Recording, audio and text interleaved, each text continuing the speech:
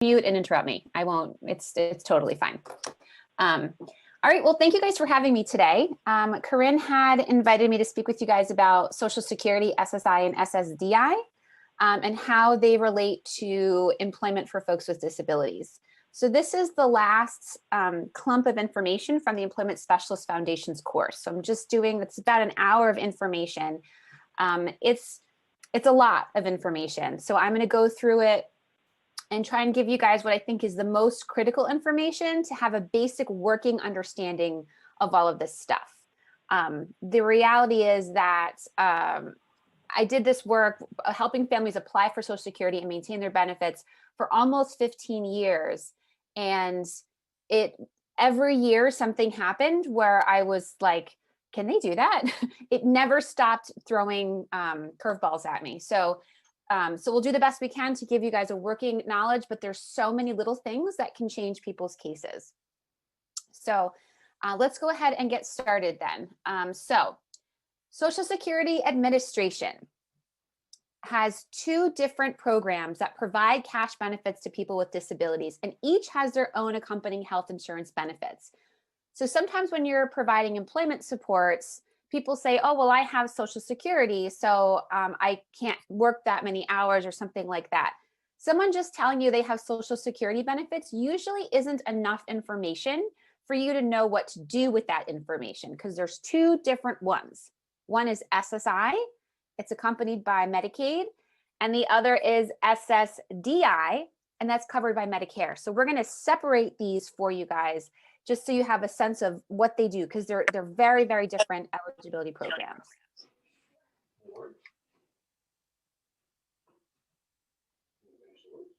All right, so I always share this with you guys because it's real. This stuff is very confusing. It's very overwhelming, and I just want to assure you that it's not you, it's them. It's a mess. It's one of these examples where the left hand doesn't always know what the right hand is doing in a big, complicated federal bureaucracy. So if you start to zone out and get lost, you can stop me, let me know. It's very confusing. And some things, they just don't even really have a logical sense to them. So again, it's really not you. It's really not you. I absolutely promise. So if you're Ron Burgundy here and you start to zone out, there's a couple of major takeaways that I want you to have. If you remember nothing else, there's a few things, and I'm going to make sure to really point those out. The first is, at the end of the day, if all of this is like, Bethany, I don't understand what you're talking about, this is really important. In New Jersey, there are two places where families can go to get direct information about their specific case. Most of New Jersey can access supports and entitlement counseling from NJ WINS. If the family lives in any of these other counties, Cape May, Camden, Atlantic, Gloucester, Cumberland, or Salem counties, they go to a place called Full Circle. Everybody else goes to NJ WINS. So when you're talking to families, you're talking to individuals, and you remember some of the stuff from today, and they say something that doesn't make a lot of sense. You're like, I'm not sure that that's how this works, but I don't remember quite what's wrong with it. Just refer them to one of these spaces, one of these services. They will take the time to look at a family's entire case first, sit down and walk them through the details of their specific case. There's a lot of misinformation about how this works, especially with how it relates to employment. So we just want to make sure that the people that we support have actual facts in their hands. Okay, so Social Security definition of disability. So this is the overall entire Social Security definition of disability. The umbrella term under Social Security is the inability to engage in any substantial gainful activity, that's called SGA, by reason of any medically determinable physical or mental impairment, which can be expected to result in death, or which has lasted or is expected to last for a continuous period of not less than 12 months. This is the definition of disability in the Social Security Administration, and how it relates to anything disability related. So when they say SGA, this is how they define SGA. So for disabled individuals, it's defined as earning $1,260 or more a month from working, or for those who are blind, $2,110. Or the performance of significant duties for which you usually get paid. So I put this in here because sometimes folks run into trouble if they're doing volunteer work for a long period of time. So an example that I usually offer is if someone is volunteering at a childcare center, for example, and they've been there for a long time, and they do things like help with circle time, set up snacks, engage with the children. Social Security would be very much within their right to say, listen, it's not our fault that you're not getting paid for that, because that's what childcare providers do for money. So when you look at the services that are provided, some of the pre-voc services or the volunteer opportunities that folks have, you have to make sure that it's not something that is generally paid for, that it's truly a volunteer opportunity. Otherwise, Social Security can calculate what you should be making doing that, and that counts as your substantial gainful activity. Okay, so take all that information, kind of put it off to the side. We're going to focus more in on SSI for now. So SSI, Supplemental Security Income.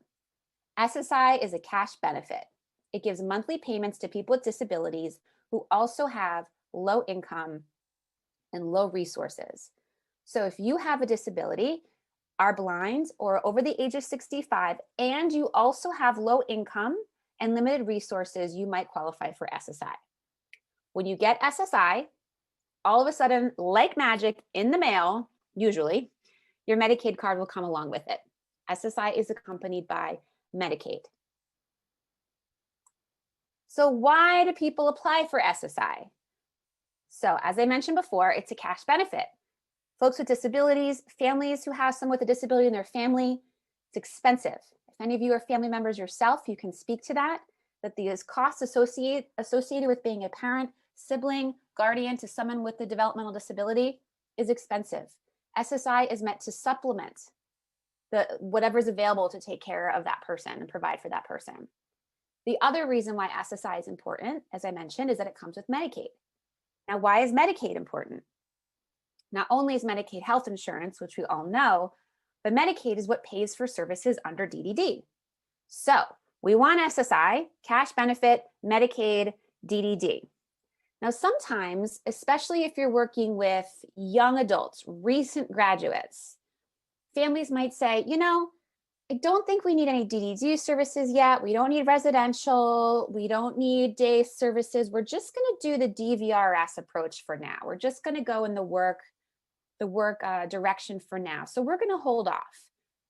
I would encourage any of you who work with families that might say that to encourage them to apply for SSI anyway, because you never know when you might need those DDD services. Emergencies happen, needs for respite, things can pop up. And the last thing that you want to do in a crisis is start applying for SSI, Medicaid, and DDD. That's not what we want to be doing. We don't want anyone in that position.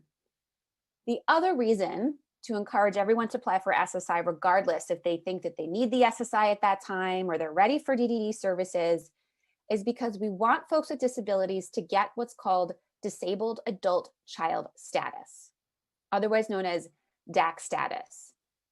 This is a complicated concept, and I'm actually going to circle back to DAC status a little bit later in the presentation and bring this point full circle. Essentially, what DAC status does is it essentially makes the person known to SSI as a person with a disability, and it protects them from losing other benefits down the road. So we're going to hold that there. We're going to come back to that point in a minute. All right, so just remember, SSI leads to Medicaid, Medicaid, DDD. If you apply for SSI, right when you graduate from high school as a young adult, you will be known to SSI. You will have that DAC status, which you want. And I'll tell you why in a bit. So hold that thought. So when can folks apply for SSI? So a child can be eligible for SSI before the age of 18 if their whole family that they live with meets the SSI income and resource requirements, and the child meets the SSI disability requirements. Once an individual is 18, parent income and resources are no longer counted regardless of guardianship status. So a family can have extensive resources, but as long as those resources are not in the name of their child with a disability, that individual can be eligible for SSI as long as they personally meet the income, resource, and disability requirements. All right, so far so good? So what are these financial requirements? So you must have under $2,000 in resources. I'm realizing also, guys, that I emailed Corinne the slides, but I have handouts for you that I realize I didn't include in that. When we're finished, I will make sure that you guys get all of those because it's got some really important stuff in it. You must have under $2,000 in resources. Now, not all resources count. There's a whole bunch of exceptions. You don't need to know all those exceptions in your capacity unless you're an eligibility entitlement specialist. This is just a ballpark that's good to know. And you also must make under $814.25 in countable income. Not all income counts. This part is important for you to know, and this part I am going to explain to you. All right, so far so good? So this is the question we get in this field, right? How much can I earn? Or how many hours can I work before I lose my benefits? Or I hear this a lot more from family members, parents who say, no, you don't understand. You know, Joe has SSI. We need those SSI benefits. Joe can't work. This happens all the time. And this is based on a whole bunch of misunderstandings about how this law actually works. So let me talk you through how to answer or think about this question based on all the info I just gave you guys. All right, so it's important to think about how the payout works. So you've got your federal benefit minus your countable income plus a state supplement. So New Jersey kicks in a little bit more and that equals your payment. That's the most simple way to think about it. You've got your federal benefit minus your income plus the state, that's your check. But it is almost never, ever, ever that simple. So in New Jersey, the maximum that anyone can get is $814.25 of SSI. That's the maximum. We have not yet gotten any information on the 2021 numbers. It usually gets adjusted slightly every year. We haven't gotten those yet. I actually should probably do some research and see if they're out yet. It usually takes a little bit. But if it's up by like $7. We're not talking about, it doesn't go up big leaps every year or anything like that. But again, it's not usually that simple. So your payment, how much you get, depends on your living arrangements and your marital status. So your countable income is then calculated and deducted from your payment. So let me show you guys how that works. So the final answer to how much can I work? The final answer is it just doesn't work like that. So here's how it works. This slide is really important. So if you zoned out because this is really confusing, come back and join us. So this is how it works. So Sam was not working. He received $600 from SSI because he was living at home and paying rent in New Jersey. So remember the slide before says your actual check has to do with where you live, if you're married, and who's helping with any of your expenses. So they do a calculation. So if someone is chipping in, like even if you're charging room and board to somebody with a disability, if someone's chipping in for any of it, for any of the rent, for any of the bills, for any of the food, for any of the transportation, SSI is going to consider that like in-kind income, and they're going to put that in the calculation. So Sam here, SSI did the whole calculation. He's living at home. He's getting some financial assistance. He's basically paying his own rent, but the way that they calculated, he's getting $600 from SSI. Sam recently got a job and earned $200 this month. Yay, Sam. So what do? How does this work? So remember we said that SSI only counts some of your income. Some entitlement programs do like a dollar for a dollar. So TANF is like that. So if I'm getting $25 a month in temporary assistance for needy families, and then I make $25, the government says, oh, great, you don't need my $25 anymore. Thanks very much. And they take it back. SSI doesn't work like that. SSI has built-in work incentives. So it's actually pretty generous. A lot of people don't realize that. This is not how it usually works when it comes to federal entitlements and benefits. So what do? So Sam made $200. There's his income. SSI automatically subtracts the first $20, an additional $65. There is a reason it's not just $85. Don't worry about it. It's basically $85, but you'll always see it as $20, then $65. And then they still divide that in half. So the countable income, if he made $200, his countable income is $57.50. That's actually pretty generous, right? So your SSI monthly payment of $600, they don't subtract the full $200 that you made. They only subtract $57.50. The total, then, your SSI check gets reduced from $600 to $542.50. However, Sam then took home $742.50. So when families say, but we need these benefits, if you want more money coming into your home, you will always, always, always have more money from working than from just your benefit alone. That's what people don't understand. All right, so this is why employment always wins. When it comes to money coming in, winner, winner, chicken dinner, employment is the winner. Now, yes, should you lose your employment, do you have to do a whole bunch of stuff? Do you have to do a whole bunch of much more paperwork? Yes, it is a pain. It is inconvenient. The entire Social Security process is a huge pain. There's paperwork, there's reporting, they make mistakes. It's a pain, but there's a difference between something being annoying and a pain and work and being impossible. And when we're talking with families about employment for someone with a disability, it's worth the inconvenience because of all of the amazing things that employment can bring into someone's life. It is worth the inconvenience. It's worth the paperwork. It's worth the headache. And I don't think that families truly understand that they're not losing money. They are getting money because someone is working. All right. That's the big, big, important takeaway. The other thing I would say, I worked with young adults before I started working at the Bog Center, like 18 and up to like 25. So it was right through that transition phase.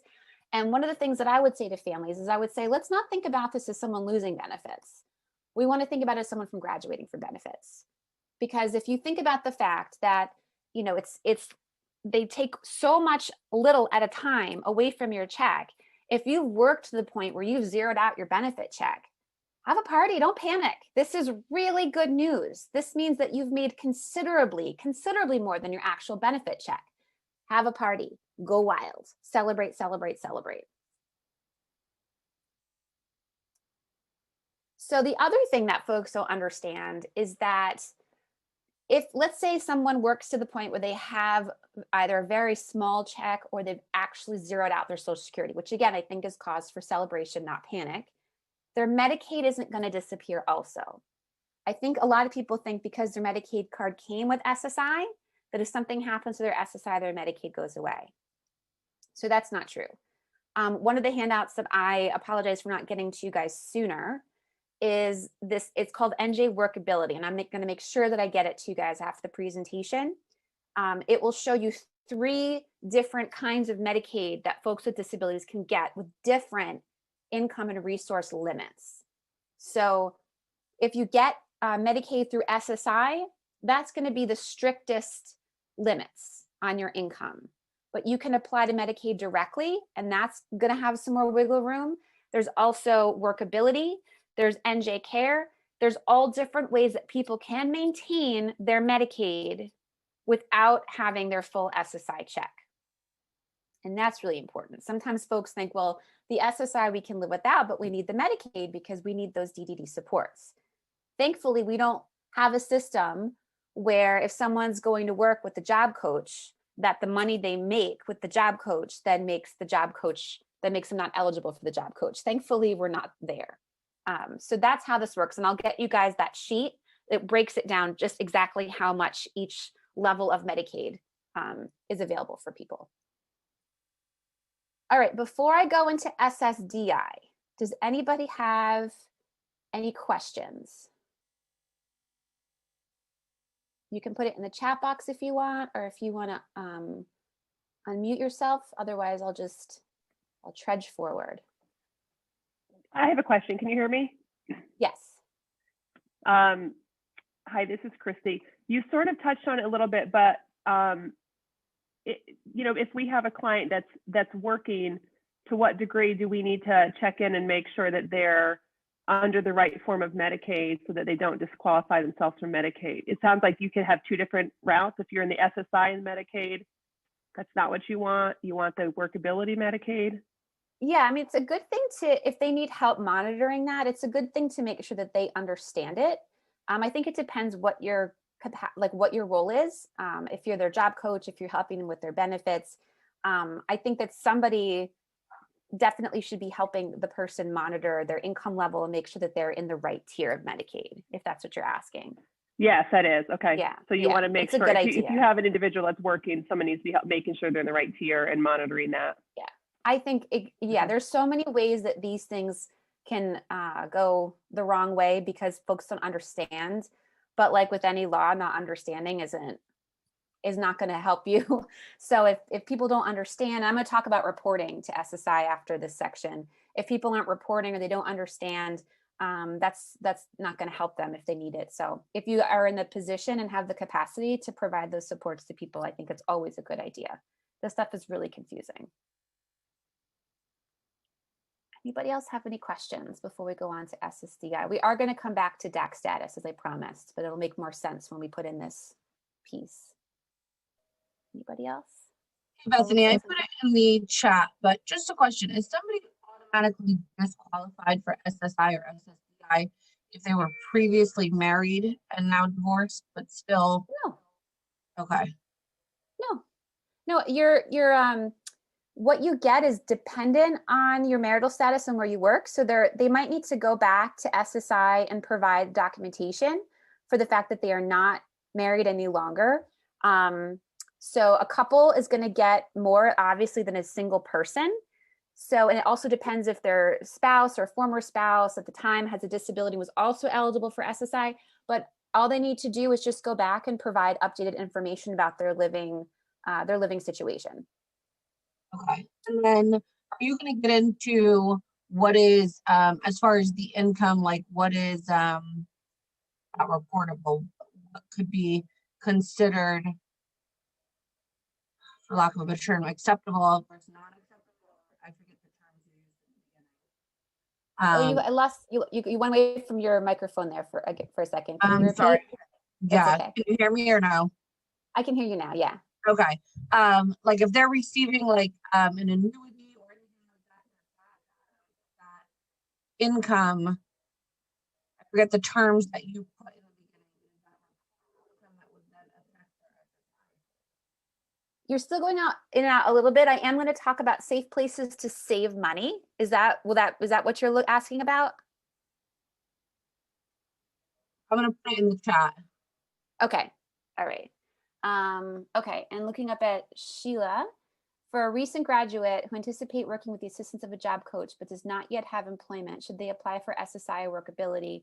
Do they need to have employment before applying for workability? So I would encourage the person, if they can, to just apply directly for SSI and Medicaid at that time. Recent graduates, I think it's a great time to get in there. They often don't have an extensive work history. Usually it's the simplest time to get in. Even if, like I said, even if they're not there yet, when I worked with this population, I encouraged all families to go ahead as soon as their child turned 18 and apply for SSI. So if you don't have to apply for workability if the person's eligible for SSI. You'll get SSI and Medicaid will come automatically. All right. So someone asked if we're going to go over income that's countable versus not countable. It's a lot. And there's like asterisks and sometimes this and sometimes that. You're going to have a list that was in the handout that I did not send to you ahead of time because I didn't think to. I just sent the slides. So I'm going to give you guys, we have a simplified handout that goes over what's countable and what's not countable. It's a long list. But like, yeah, there's a lot of asterisks and ifs and ands and stuff like that. So you will get that following this presentation. I'll make sure to email that to you. All right, so let's go on for SSDI. If you have more questions, you can pop them in the chat. And some of this stuff we do sort of tie all in together at the end. Okay. All right, so SSDI. So, whoops, go back. So what is SSDI? So SSDI is Social Security Disability Insurance. Social Security Disability Insurance. SSDI is accompanied by Medicare. So that's not usually particularly helpful for folks looking for DDD supports. It's not like a bad thing to have, but sometimes folks don't realize that they need Medicaid, not Medicare, for DDD services. So this says we all pay into SSDI funds. I need to change that to most of us pay into SSDI funds. If you look at your paycheck and you see FICA on your paycheck, that's SSDI. If you work and you become disabled, anybody, you can collect SSDI, all right? It's Social Security Disability Insurance. Now, individuals with disabilities, intellectual developmental disabilities, can collect disabled adult child benefits, which is a kind of SSDI. There's that DAC again. If their parent retires, their parent passes away, or their parent becomes permanently disabled. Okay, so a lot of the folks that we support have SSDI because of one of these three things. The parent retired, the parent passed away, or the parent becomes permanently disabled. The individual with a disability then starts collecting SSDI benefits themselves. So this is where we're going to try and pull. This is a little confusing, so stay with me. I'm going to try and say this as simply as I can. So SSDI cash benefit is usually higher than SSI. So this is a good thing if the individual already has DAC status. So let me explain how this works. So I'll give an example. Sometimes it's easier to start from examples. So again, I worked with folks with disabilities in that transition age bracket. Sometimes parents wouldn't know or understand all these rules and these laws, which is understandable. They're very confusing. So a parent might decide their child is, 17, 18 years old, and they're going to be in school till they're 21. And so they're not really ready to apply for all of the adult service things. They're going to sit tight. They'll get to it, I'll get to it in a year or so, and then they retire. So let's say you have a young adult who doesn't have SSI yet, parent retires, and all of a sudden they start collecting SSDI. So what can happen when this happens is that now, a couple years later, you have a 21-year-old who's ready to go out and graduate from high school and go into the world, but their SSDI cash benefit that they get because their parent retired is now putting them out of the threshold to apply for SSI. One benefit is making them ineligible for the other benefit. It's a sticky situation. It's like the only way to describe it. It's like a bureaucratic hot mess. So here's another reason why we want to encourage everyone to apply for SSI at 18. If the individual got SSI first, right? So if this student, if Bethany, the student, gets SSI first, and then the parent retires, and then Bethany starts collecting SSDI, there's no problem. If chronologically the person got SSI first, then they avoid this sticky situation. Social Security says that this is a rare occurrence. I found it not rare at all. I found that this happened all the time because parents didn't know that it was a better idea if they could hold out for retirement for even just a year or two more until their child turned 18 and got SSI, then they can retire. It saved them a year of bureaucratic paperwork. It is possible to solve this problem, but it's just really hard to solve this problem. When I was doing this work, I was working in New York, and the way that New York solved the problem is different than how New Jersey solved the problem. I've asked a gajillion people around the state the way that New Jersey solves this problem, and the best really that anyone come up with was Jen Joyce saying, have them call me and we'll figure it out. So we don't want that to be where folks are. So when at all possible, you just want to encourage people to get SSI first before a parent retires, passes away, or becomes disabled. It just makes their life easier. It protects their SSI Medicaid status. It just avoids the sticky situation. All right, so SSI first before SSDI when it's possible. There is a solution. Sometimes you can't avoid it. People pass away unexpectedly. Things happen. There is a way out. It's just, this is so much easier for people. And some folks just didn't realize that all they would need to do is make sure they apply for SSI first, and then they can avoid the whole mess. Okay, so encourage your young adults to apply for SSI, even if they don't think they need it yet, even if they're not looking for DDE services, just get the DAC status. They will sleep better at night. Okay. So protecting benefits.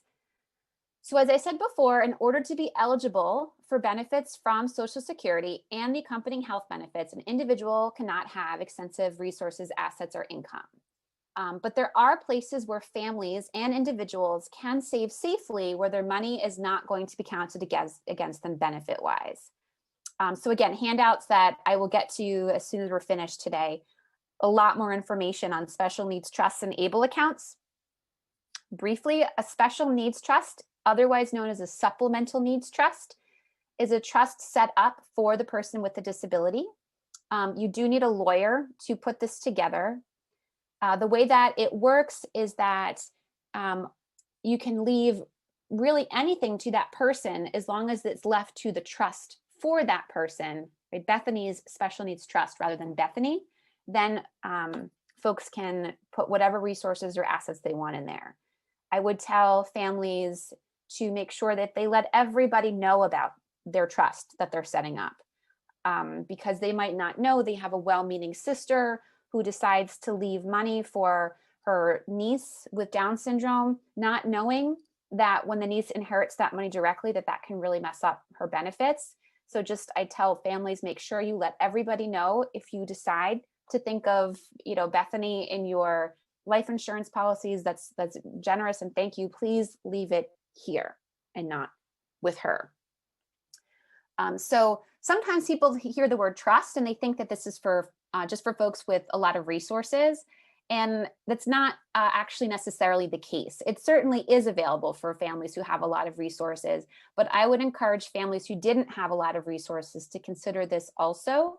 So one thing that they can do is any family can take out a generous life insurance policy and open the trust.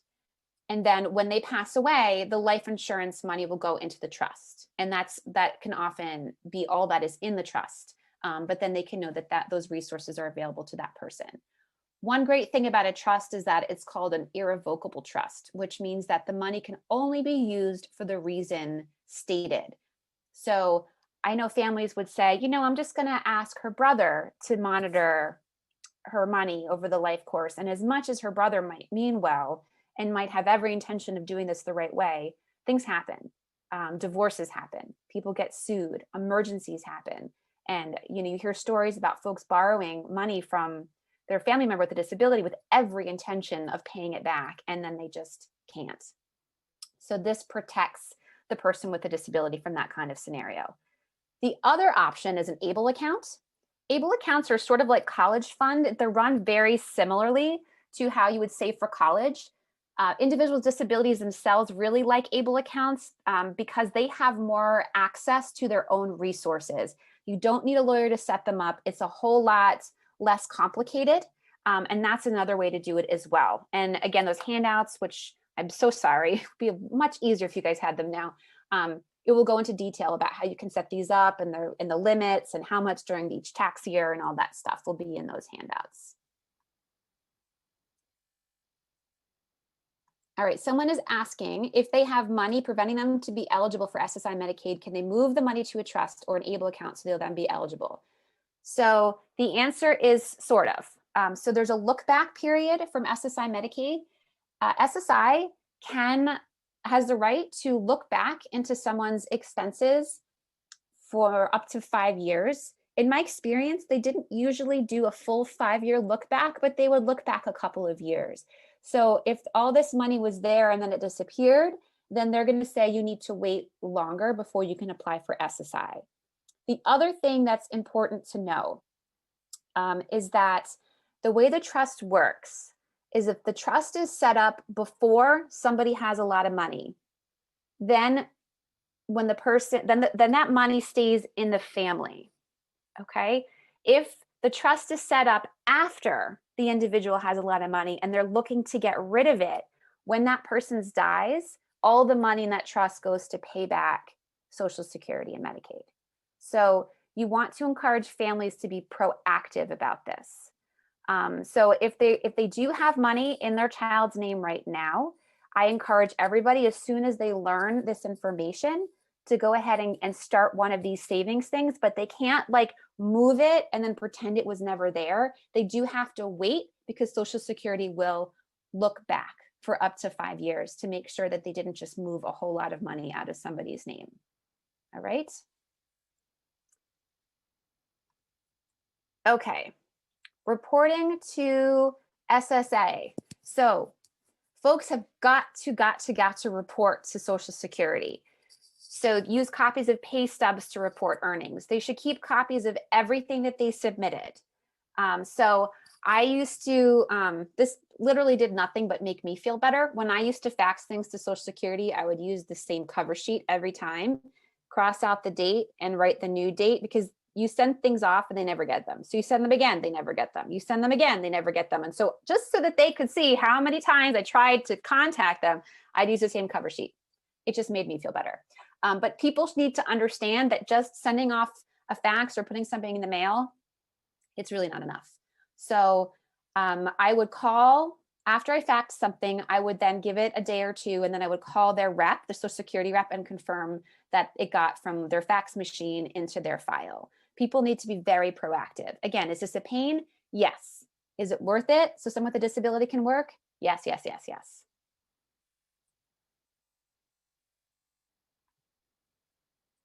Oops, go back.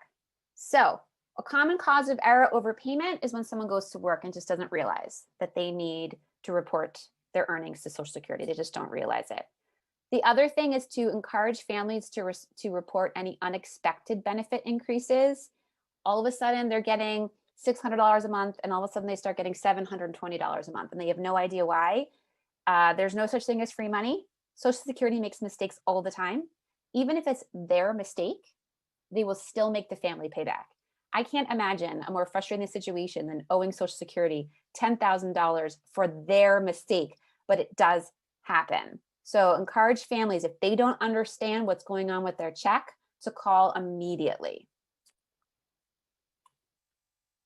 All right, work incentives. So as I mentioned before, the way that SSI is set up has really a built-in work incentive. However, they have even more incentives, and we'll go over some of these with you guys. All right, so the first is called the impairment-related work expenses, IRWE. So it deducts the cost of certain items and services from a person's gross earnings when calculating SGA. So this is paid for directly by the person, and it's a service or product that the individual needs to work, and the cost must be reasonable and represents a standard charge. So you guys can see here, again, you'll have this handout that goes into more details. Here's some examples for things that would be considered eligible for this work incentive. So transportation costs, I think, is a perfect example. If people are taking an Uber to work, then they can deduct the cost of the Uber from their earnings when they're calculating SGA, which is good, right? Because the less they earn, the less they end up deducting. So the transportation costs are a good example. However, someone can't just decide that they need a limo. That's the only way I go to work is in a limo. That's not going to work because it's not considered reasonable and standard. Okay, so that's how that works.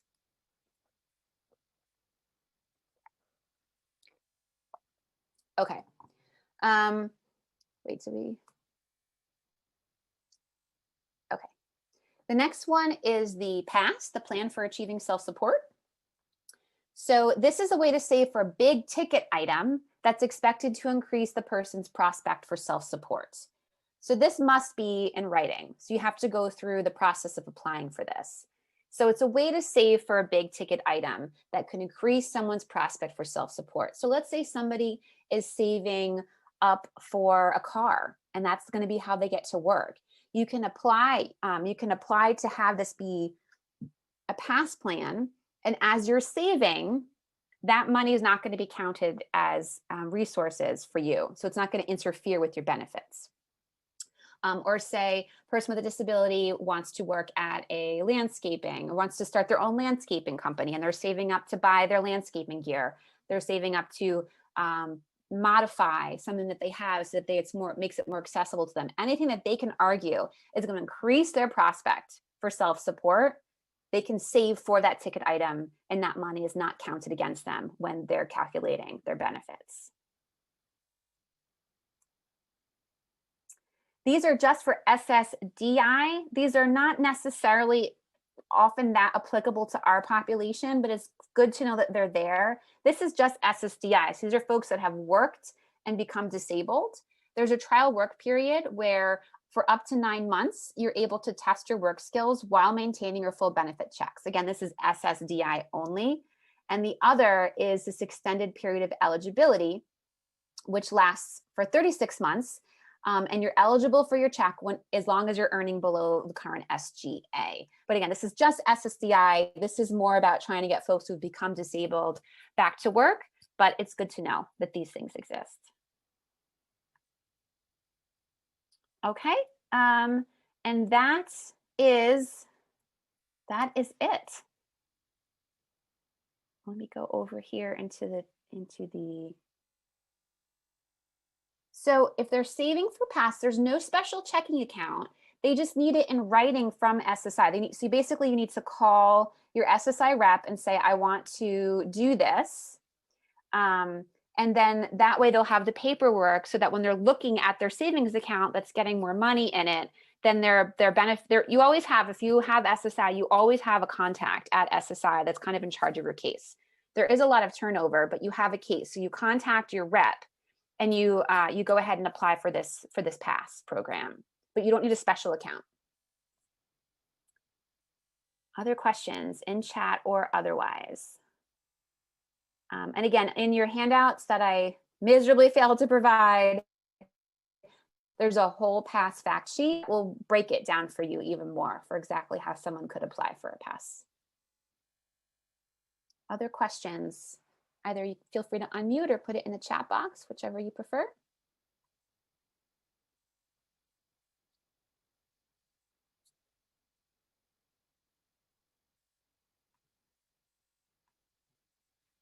I'm going to put my email address here in the chat. If you have any questions or run into any weird situations, you can always feel free to reach out.